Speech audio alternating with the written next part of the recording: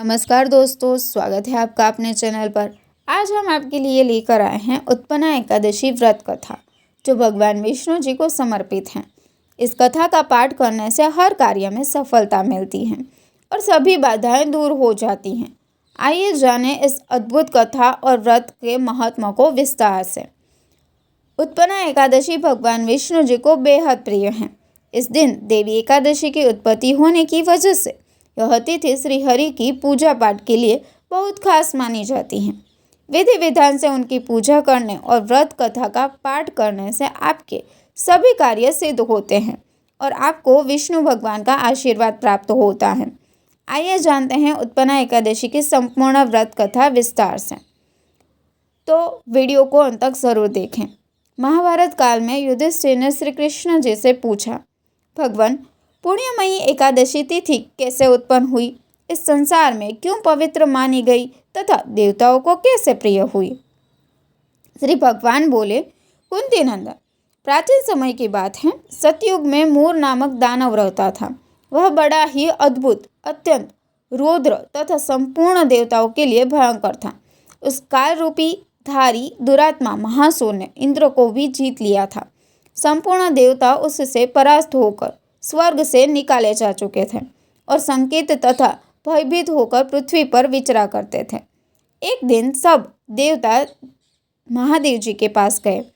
वहां इंद्रदेव ने भगवान शिव जी के आगे सारा हाल कह सुनाया। इंद्रदेव बोले, महेश्वर, ये देवता स्वर्गलोक से भ्रष्ट होकर पृथ्वी पर विचर कर रहे हैं। मनुष्यों में रहकर इनकी शोभा नहीं होती। कोई उपाय बतलाए, देवता किसका सहारा ले।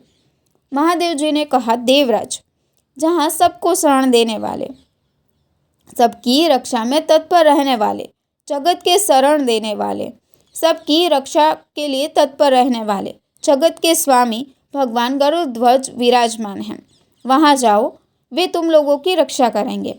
भगवान श्री कृष्ण कहते हैं, युधिष्ठिर, महादेव जी की बात सुनकर परम बुद्धिमान देवराज इंद्र संपूर्ण देवताओं के साथ वहां गए। भगवान गदाधर क्षीर सागर के जल में सो रहे थे। उनका दर्शन करके इंद्रदेव ने हाथ जोड़कर स्तुति आरंभ की। इंद्रदेव बोले, देव देवेश्वर, आपको नमस्कार है। देवता और दानवों दोनों ही आपकी वंदना करते हैं। पुंडरीकाक्ष, आप दैत्यों के शत्रु हैं। मधुसूदन, हम लोगों की रक्षा कीजिए। जगन्नाथ, संपूर्ण देवता मूर नामक दानव से भयभीत होकर आपकी शरण में आए हैं। भक्त वत्सल, हमें बचाइए। देव देवेश्वर, हमें बचाइए। जनार्दन, हमारी रक्षा कीजिए, रक्षा कीजिए। दानवों का विनाश करने वाले कमल नयन, हमारी रक्षा कीजिए। प्रभु, हम सब लोग आपके समीप आए हैं, आपकी ही शरण में आ पड़े हैं। भगवान, शरण में आए हुए देवताओं की सहायता कीजिए। देव, आप ही पति, आप ही नेहिमति, आप ही कर्ता और आप ही कारण हैं। आप ही सब लोगों की माता और आप ही इस जगत के पिता हैं। भगवान देव देवेश्वर, शरणागत वत्सल देवता भयभीत होकर आपकी शरण में आए हैं। प्रभु, अत्यंत उग्र स्वभाव वाले महाबली मूर नामक दैत्य ने संपूर्ण तुर देवताओं को जीतकर इन्हें स्वर्ग से निकाल दिया है। इंद्रदेव की बात सुनकर भगवान विष्णु जी बोले, देवराज, वह दानव कैसा है, इसका रूप और बल कैसा है तथा उस दुष्ट के रहने का स्थान कहाँ है। इंद्रदेव बोले, देवेश्वर, पूर्व काल में ब्रह्मा जी के वंश में तालजग नामक एक महान असुर उत्पन्न हुआ था, जो अत्यंत भयंकर था। उसका पुत्र मूर दानव के नाम से विख्यात हुआ। वह भी अत्यंत उत्कट, महापराक्रमी और देवताओं के लिए भयंकर है। चंद्रावती नाम से प्रसिद्ध एक नगरी है, उसी में स्थान बनाकर वह निवास करता है। उस दैत्य ने समस्त देवताओं को परास्त करके स्वर्गलोक से बाहर कर दिया है। उसने एक दूसरे ही इंद्रदेव को स्वर्ग के सिंहासन पर बैठाया है। अनि, चंद्रमा, सूर्य, वायु तथा वरुण भी उसने दूसरे ही बनाए हैं। जनार्दन, मैं सभी बात बता रहा हूँ, उसने सब कोई दूसरे ही कर लिए हैं। देवताओं को तो उसने प्रत्येक स्थान से वंचित कर दिया है। इंद्रदेव का कथन सुनकर भगवान जनार्दन को बड़ा क्रोध आया। वे देवताओं को साथ लेकर चंद्रावती पुरी में गए। देवताओं ने देखा दैत्यराज बारंबार गर्जना कर रहा है। उसने परास्त होकर संपूर्ण देवता 10 दिशाओं में भाग गया। अब वह दानव भगवान विष्णु जी को देखकर बोला, खड़ा रह, खड़ा रह। उसकी ललकार सुनकर भगवान के नेत्र क्रोध से लाल हो गए। वे बोले, अरे दुराचारी दानव, मेरी इन भुजाओं को तो देख। यह कहकर श्री विष्णु जी ने अपने दिव्य बाणों से सामने आए और दुष्ट दानव को मारना आरंभ किया। दानव भय से विहल हो उठे। पांडुनंदन तत्पश्चात श्री विष्णु जी ने दैत्य सेना पर चक्र का प्रहार किया। उसने छिन्न भिन्न होकर सैकड़ों योद्धा मौत के मुख में चले गए। इसके बाद भगवान मधुसूदन बद्रिकाश्रम को चले गए। वहाँ सिंहावतो नाम की गुफा थी जो 12 योजन लंबी थी। पांडुनंदन उस गुफा में एक ही दरवाज़ा था। भगवान विष्णु उसी में सो रहे। दानव मूर भगवान को मार डालने के उद्योग में लगा था। वह उनके पीछे लगा रहा। वहां पहुंचकर उसने भी उसी गुफा में प्रवेश किया। वहां भगवान को सोते देख उसे बड़ा हर्ष हुआ। उसने सोचा, यह दानव का भय देने वाला देवता है, अतः निसंदेह मैं इसे मार डालूंगा। युधिष्ठिर दानव को इस प्रकार विचार करते ही भगवान विष्णु जी के शरीर से एक कन्या प्रकट हुई जो बड़ी ही रूपवती, सौभाग्यशालिनी तथा दिव्य अस्त्र शस्त्रों से युक्त थी। वह भगवान के तेज के अंश से उत्पन्न हुई थी। उसका बल और पराक्रम महान था। दानवराज मूर ने उस कन्या को देखा। कन्या ने युद्ध का विचार करके दानव के साथ युद्ध के लिए याचना की। युद्ध छिड़ गया। कन्या सब प्रकार की युद्ध कला में निपुण थी। वह मूर नामक महान असुर उसके हुंकार मात्र से राख का ढेर हो गया। दानव के मारे जाने पर भगवान जाग उठे। उन्होंने दानव को धरती पर पड़ा देखा और पूछा, मेरा यह शत्रु अत्यंत भयंकर था, किसने इसका वध किया है? कन्या बोली, स्वामी, आपके ही प्रसाद से मैंने इस महादैत्य का वध किया है। श्री भगवान ने कहा, कल्याणी, तुम्हारे इस कर्म से तीनों लोक, मुनि और देवता आनंदित हुए हैं। अतः तुम्हारे मन से जैसी ही वर मांगने की इच्छा हो उसके अनुसार मुझसे कोई वर मांगो।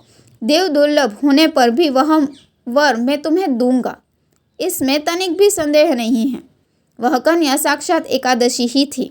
उसने कहा, प्रभु, यदि आप प्रसन्न हैं तो मैं आपकी कृपा से सब तीर्थों में प्रधान, समस्त विभ्रों का नाश करने वाली तथा सब प्रकार की सिद्धि देने वाली देवी हूँ।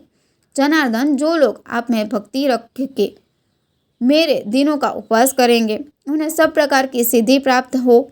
माधव, जो लोग उपवास, नक्त अथवा एक भुक्त करके मेरे व्रत का पालन करें उन्हें आप धन, धर्म और मोक्ष प्रदान कीजिए। श्री विष्णु जी बोले, कल्याणी, तुम जो कुछ कहती हो वह सब पूर्ण होगा। भगवान श्री कृष्ण कहते हैं, युधिष्ठिर, ऐसा वर पाकर महाव्रता एकादशी बहुत प्रसन्न हुई। दोनों पक्षों की एकादशी समान रूप से कल्याण करने वाली है। इसमें शुक्ल और कृष्ण भेद नहीं है। यदि उदय काल में थोड़ी सी एकादशी, मध्य में पूरी द्वादशी और अंत में किंचित त्रयोदशी हो तो वह त्रिस्पुरुषा एकादशी कहलाती है। वह भगवान को बहुत प्रिय है।